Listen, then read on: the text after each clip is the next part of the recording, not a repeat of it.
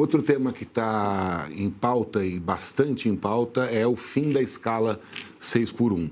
Dois lados da moeda, o trabalhador teoricamente se beneficiando com mais tempo de descanso e o empresário tendo que pagar essa conta. Há um equilíbrio, há como equilibrar isso? O psiquiatra pensando na saúde mental desse trabalhador e o empresário também pensando no bolso, no custo e num aumento de custo tão repentino? Bom, eu sou psiquiatra e sou empresário e posso falar pelos dois lados. Obviamente que a escala 6x1 atende melhor aos empresários, mas a escala 5x1 atende melhor aos colaboradores. Mas eu quero dizer para você que 30% dos colaboradores das empresas estão com a síndrome de burnout. Estresse profissional, autocobrança, cobrança excessiva, pressões, enfim, dores de cabeça, dores musculares e uma série Esse burnout é no chão de fábrica ou é nos cargos de gerência, em quem ajuda os empresários a tocarem o negócio? Ele está em todas as áreas. Eu dei conferência para representantes de um terço do PIB brasileiro há mais ou menos uns 2 meses. E feito um teste sobre como está a empresa chamada mente humana, se sofre pelo futuro, se cobra demais de si, se tem dificuldade de conviver com pessoas lentas e tal. E se são hipersensíveis, sabe qual é o resultado? Eu tinha que internar quase todos. Eram grandes empresários, mas estavam colapsados em seu cérebro. Então, a doença emocional nessa sociedade urgente, intoxicada digitalmente, não escolhe pessoas. Honestamente dizendo, tanto colaboradores como empresários estão em colapso. Isso é muito, muito triste. Augusto, o senhor, com a experiência na psiquiatria, já conseguiu identificar muitos sociopatas na política? Já deparou com muitos, já? É uma pergunta objetiva. Eu vou te falar uma coisa. Se eu ganhar como presidente da República, eu sou um colecionador de amigos. Eu vou chamar as melhores mentes de todas as áreas e vou selecionar aqueles que não são psicopatas. Isso eu te falo. O senhor vai conseguir identificar? Vou, claro, obviamente. Mas tem uma diferença entre o psicopata e o sociopata. O psicopata machuca, fere e até mata o outro e não sente a dor dele. O sociopata transgride as regras sociais, é corrupto, vive em função do seu próprio ego, mas pode ter sensibilidade. Ou seja, ele pode não ter a psicopatia, ser alguém que é isento de sentimento de culpa. Na política tem muita gente doente. A política no Brasil e no mundo precisa estar no divã, honestamente dizendo. Nós teríamos que escolher, reitero, as pessoas que têm um histórico, que são apaixonados por esse Brasil. Não dá mais para ter políticos que lutam pela sua família, lutam pelo seu ego, lutam pela sua ideologia, mas não lutam pelo Brasil.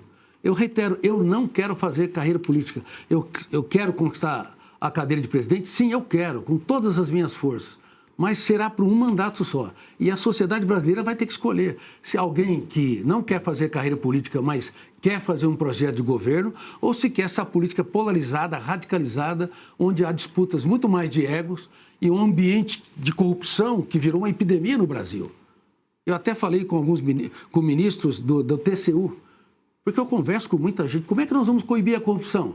Bom, nós temos que ter, pelo menos em cada cidade, um comitê de sociedade está de olho, formado por economistas, contabilistas, formado por Ministério Público, para poder avaliar as licitações e os processos de maneira adequada para coibir o corrupto. Senão, nós vamos enxugar gelo continuamente nesse país. Mas eu te pergunto, você é a favor de uma reforma política? Tem que fazer uma reforma política. Tem de fazer uma reforma política. Inclusive, na minha opinião, eu provocaria a sociedade para fazer um plebiscito para sair de presidencialismo para o semipresidencialismo. O Brasil tem que ser governado por 2 pessoas. O presidente no estratégico, nas política externa, Forças Armadas, e um gestor, um primeiro-ministro no dia a dia. Porque há milhares de problemas para serem resolvidos, de teses para serem defendidas, e tem de haver um primeiro-ministro, na minha opinião. Mas quem vai decidir, obviamente, é a sociedade brasileira através de um plebiscito. Agora, já pensou? Nenhum país deu certo no mundo com o presidencialismo, a não ser os Estados Unidos. Todos os outros países que deram certo, que se desenvolveram, tiveram um regime semipresidencialista ou parlamentarista. Um semipresidencialismo, eu acredito que atenderia mais às nossas necessidades. Até porque nós já somos um parlamentarismo de fato, mas não de direito. O Congresso já tem muita responsabilidade e ele deveria também assumir também a sua cota de ônus por chancelar o primeiro-ministro escolhido pelo presidente. E se o primeiro-ministro for corrupto, ele foi impopular e foi ineficiente, o Congresso destitui sem traumas para a nação. Assim o Brasil seria muito mais inteligente, muito proativo e muito mais protagonista. O que você acha, Piotr, dessa ideia? Não, até eu vou me voltar ao ponto anterior que me chamou a atenção, do comportamento das pessoas, e especialmente da política que o Edilson lhe fez, o questionamento. Nós vivemos nesse país, eu tive o privilégio de viver a redemocratização do país. Ninguém imaginaria, depois da Constituição de 88, que alguém contestaria ou ultrapassaria a barreira da liberdade de expressão sem um questionamento forte da sociedade. Nós estamos vivendo praticamente uma ditadura. Não se viu uma reação à altura do que se imaginava como construção de valor da liberdade de expressão no país. Um grupo podia ser massacrado por decisões completamente abusivas do Supremo e nada aconteceu. Não vimos associações responderem por isso ou se manifestarem, não vimos federações, não vimos a tal da sociedade civil organizada, que eu nunca sei bem o que é isso exatamente, eu estou há 35 anos no jornalismo. Por que o senhor acha que as pessoas deixaram, em algum momento, abandonaram um valor como a liberdade de expressão? Era medo de ser preso igualmente, como outros foram presos? Eu vou lhe perguntar, inclusive, depois, o que o senhor faria com os presos do dia 8? O senhor concederia perdão presidencial a elas, se pudesse legalmente esse tipo de coisa? O que o senhor faria com o presidente Bolsonaro, por exemplo, que está preso também? Por que o senhor acha que a sociedade brasileira, digamos, cedeu seus valores, como, por exemplo, a defesa da Constituição, da liberdade de expressão, para um Supremo que foi completamente abusivo no que se pode pegar do mínimo do direito brasileiro? Eu acho que o Supremo foi abusivo porque houve um Congresso frágil. Se o Congresso brasileiro fosse mais forte, mais unido, em prol da nação, nós teríamos os poderes mais equilibrados. Eu sinto que agora é tempo de nós unirmos forças para um Brasil dos nossos sonhos. Se nós fôssemos um país voltado a projetos, menos ego, menos partidarismo, e entendêssemos que só é digno do poder quem é desprendido dele, nós não estaríamos discutindo isso. Não teria essas distorções que têm ocorrido entre os três poderes. O Brasil está doente, profundamente doente. Os demais pré-candidatos, eu tenho ouvido eles com muito respeito, eu não vou criticar o caráter de ninguém, eles não falam de projetos. Eu falei de 10 milhões de microempresas, eu falei de abraçar a mulher, empoderar a mulher, ou empoderar no sentido de valorizá-la como ser humano e sua capacidade e intelectualidade. Eu falei também de mudar a escola pública de tempo parcial para tempo integral, porque 21% só dos alunos têm tempo parcial. Depois, no segundo período, são sujeitos à intoxicação digital, à droga digital e à droga química. Eu falei também aqui não falei, mas vou falar. Nós temos que ter uma telemedicina, a melhor telemedicina do mundo, para que em meia hora uma criança que tem a infecção, ou uma diarreia, ou um idoso que tem um problema mais sério, ele poder ser atendido em meia hora. Já pensou, nós desafogaríamos o SUS, quase zeraríamos a fila do SUS, porque hoje demora mais de 50 dias para fazer uma consulta. Bom, eu sou um homem de projetos, Piotr. Eu acho que nós estamos radicalizados e estamos batendo na tecla dos poderes tendo preponderância um sobre o outro, porque nós perdemos a capacidade de se apaixonar pelo povo brasileiro. E é tempo de nós termos um caso de amor com a sociedade brasileira, em destaque com as pessoas mais pobres. Há muita gente sofrendo. Por exemplo, o Bolsa Família. Nós não tocamos nesse assunto. Mas, para mim, o Bolsa Família ama a pobreza, mas não ama os pobres, porque perpetua os pobres na pobreza. E o Bolsa Família é um projeto importante, reitero, é muito importante. Eu passei pela dor da fome. Papai e mamãe morávamos em 8 num quarto só. Papai e mamãe, 6 filhos. Eu sei o que é a dor da fome e também escutei a dor nos mais diversos níveis como um médico. Agora, o Bolsa Família poderia ser ajustado. Quem tem o Bolsa Família, se assinar a carteira, não deveria perder por um certo tempo o benefício. Ou quem abre uma microempresa, pelo menos por certo tempo, não deveria perder o benefício. Por que eu estou dizendo isso?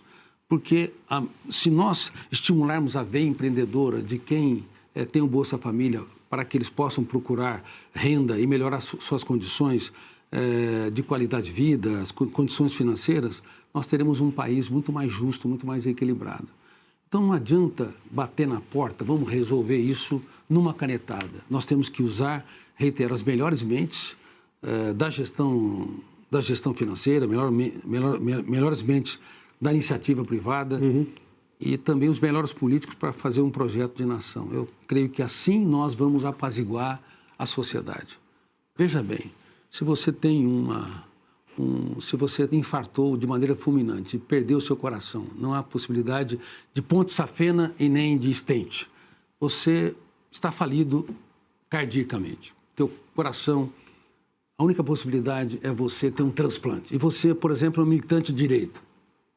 De repente, você morre ou não morre, chora porque não vai conviver mais com as suas filhas, com seus filhos, com sua esposa. Chega um coração, o médico te dá a grande notícia. Você não vai perguntar se esse coração que pulsava era um coração de esquerda. Você quer sobreviver. Eu quero dizer que, no fundo, 90% das pautas do Brasil não são de direitas ou de esquerda. São pautas suprapartidárias. 10% são pautas de direita e esquerda que as pessoas devem defender. Por exemplo, liberdade de expressão, para mim, é caro. É muito caro. Eu acho que a liberdade de expressão devia ser no nível da primeira emenda americana. Para mim, é muito importante também você proteger as crianças, como eu disse, dos predadores sexuais, até mesmo tendo os neurodivergentes, como eu disse, 32 milhões, tendo um tratamento multidisciplinar. Então, são pautas que não são sequestradas por nenhum partido. Elas estão sequestradas porque nós vivemos um país dividido, doente e polarizado. É tempo de pacificar a nação. Senão, nós não vamos chegar a lugar nenhum.